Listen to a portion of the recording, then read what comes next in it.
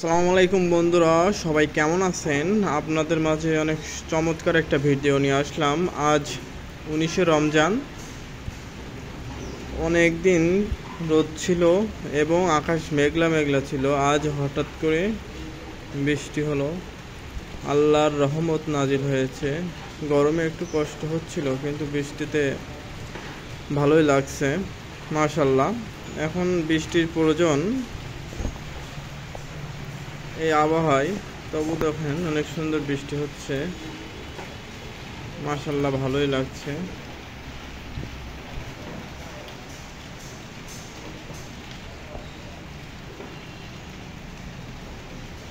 দেখুন চারিপাশে গাছপালা এবং কত সুন্দর বিল্ডিং।